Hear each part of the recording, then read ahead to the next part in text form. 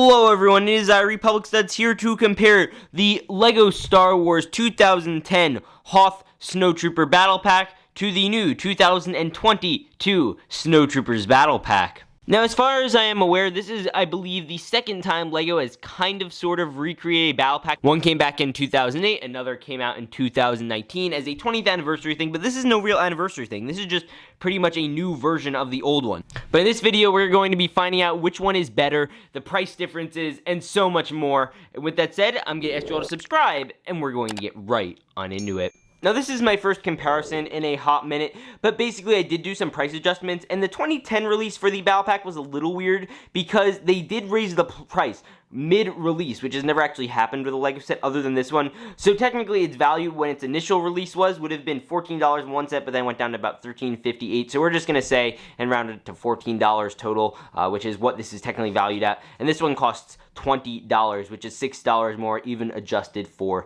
inflation. Now, starting right away, looking at the box arts, you will notice a pretty big difference. You get, the different piece counts. They're around the same ages. They did end the 12 and up, like where they limit the amount of age you can be to buy a set. They do have the Build Your Army logo in the bottom there, and they do have the Vader logo down there. They also have, like the clone, I guess, which is a sub-in. Like, they have the different characters in each corner. And then in this one, they do show the minifigures you get in the battle pack. Let's flip it around. Now, on the back of this one is where you actually do get a look at all of the figures, and you also get a look at some other battle packs, and on this one you just get a secondary look at this battle pack. An interesting thing to note is that this battle pack came out during the 30th anniversary of the Empire Strikes Back, and this one actually came out during this new Hoth wave, if you will, and it does come with that special little Hoth logo that we have, so just two interesting emblems marking their significance on LEGO Star Wars and just LEGO in general. Now it's time to take a look at the minifigures.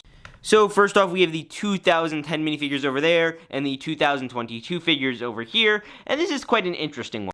Now, with the 2010 Battle Pack, you certainly got a ton more diversity in terms of figures. You did get two Snowtroopers, which was kind of odd for back in the day, because usually back in the day, they did mostly consist of all the same figures.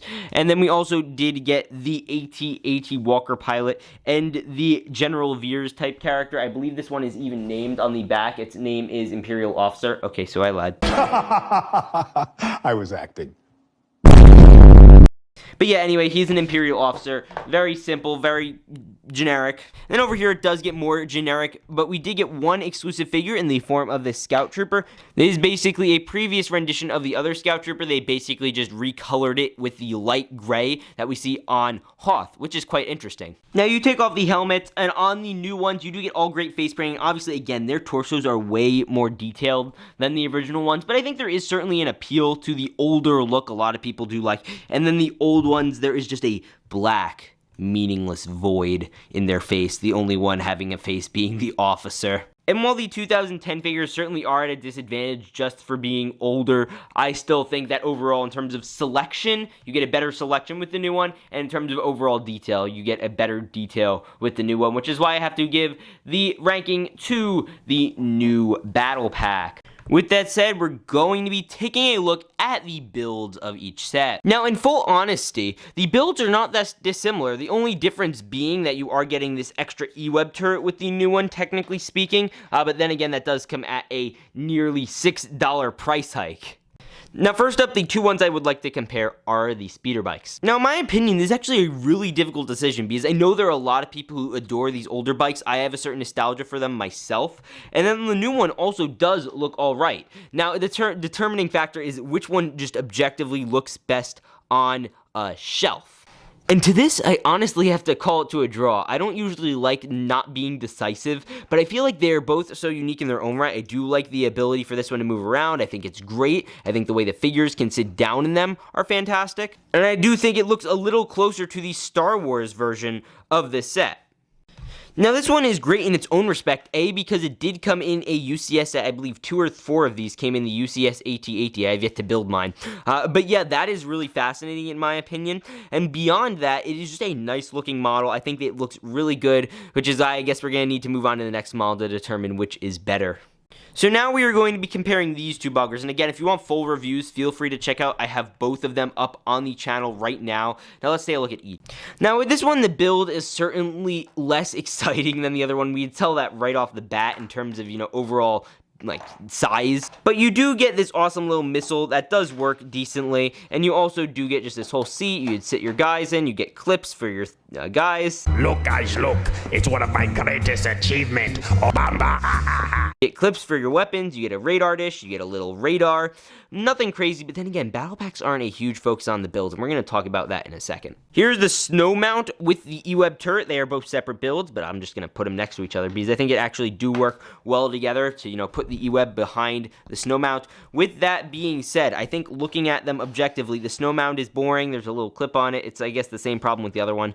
Once you do put the E-Web in here, it's a little better. I'm not a huge fan of this E-Web build. It does come with the new stud shooter. It does shoot a little stud, which is fine and dandy. And I think, to be quite honest, it looks better, which again is why I have to give builds back to the 2022 battle pack.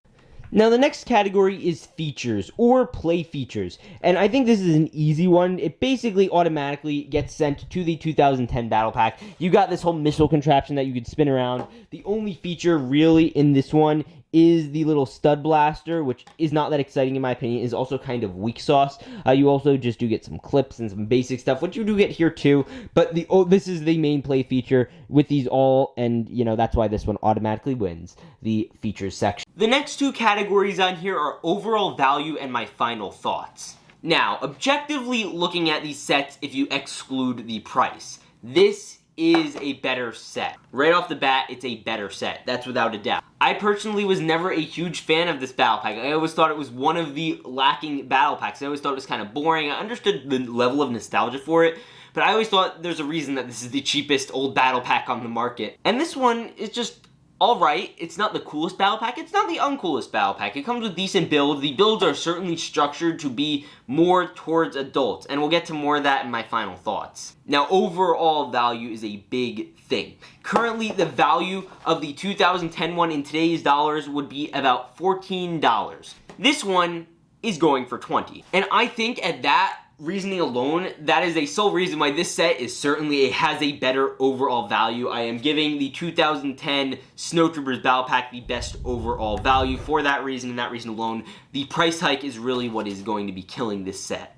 And here's my final point. Battle packs are primarily targeted towards younger kids and younger teens who are not able to afford minifigures, namely for army building. That is why they often come with cool play features and cool things along those lines. Maybe this is just me that feels this way, but there are not a ton of play features in this. You get the stud shooter, literally that's all they advertise in the back of here. Well, in the back of here, they're advertising this whole battle and everything. You get no counter battle pack for this one to even go with. You do get the minifigure pack, which is great, and I do love. We'll get to that when it eventually releases in America. But this certainly feels like it was targeted towards people who bought the UCS AT-AT, which is a set the majority of people are not able to buy.